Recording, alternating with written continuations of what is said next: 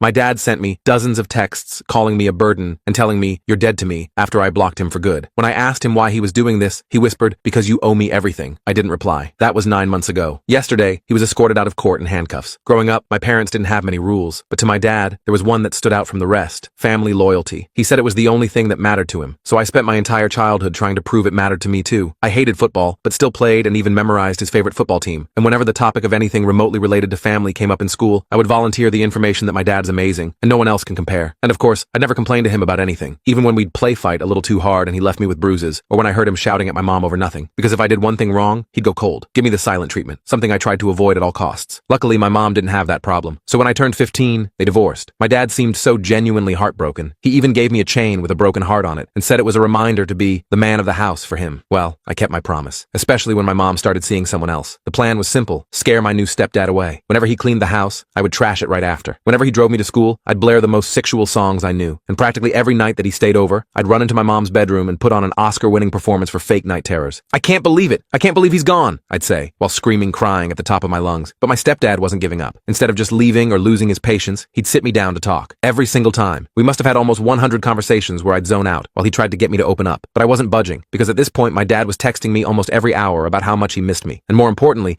making me promise that I was doing everything I could for him to come back. It wasn't until I forgot to text my dad back for a whole day that I finally opened up, because as punishment, he was ignoring me for a week straight. I told him everything. How my dad had sent me money in exchange to make his, my stepdad's, life hell. How he told me I was a horrible son if I didn't. I even showed him my bruises and injuries. My stepdad's face contorted for a second, and he seemed genuinely disgusted. But then his face returned back to normal, and he lunged at me for a hug. "You are so strong and so precious. I will do everything I can to protect you," he said. Up until that point, it was the most unconditional love I'd received from a male role model, and within seconds, I had tears running down my face, and I was getting snot all over his t-shirt. "Please, please, please don't tell my dad." He pinky promised me that he wouldn't tell my dad, and he wouldn't tell my mom either. That night, I couldn't sleep. My mind was replaying memories of my dad, ones that I had always tried to push away, ones that made him look really bad, like when he shouted at my mom that she was the W word because she wanted to wear a dress above her knees, or when I asked him why he wasn't as nice as the other dads at school, and he started throwing things at me. Suddenly, all my fear was replaced with a deep sense of anger, the type of anger that starts growing in your chest and fills your entire body. So I blocked him on everything. I deleted every photo we had together and finally threw out his BS broken heart necklace. I never wanted to see him again. Unfortunately, life isn't that easy, but the first few weeks were bliss. For once, it didn't feel like I was being monitored 24/7. I could do things like talk to friends or smile at strangers without being told I was a shitty, unloyal son. And turns out, my stepdad is actually pretty great. I didn't feel judged while talking to him, and he listened without shouting at me to man up. But little did I know, my dad wasn't letting go as easy as I thought he was. And what he did next was something more sinister than I could have ever imagined. And soon, he wouldn't just make our family crumble, but our lives too. Robert, my stepdad, noticed the change right away. He didn't make a big deal out of it, but I caught him smiling at me more. One night, he asked if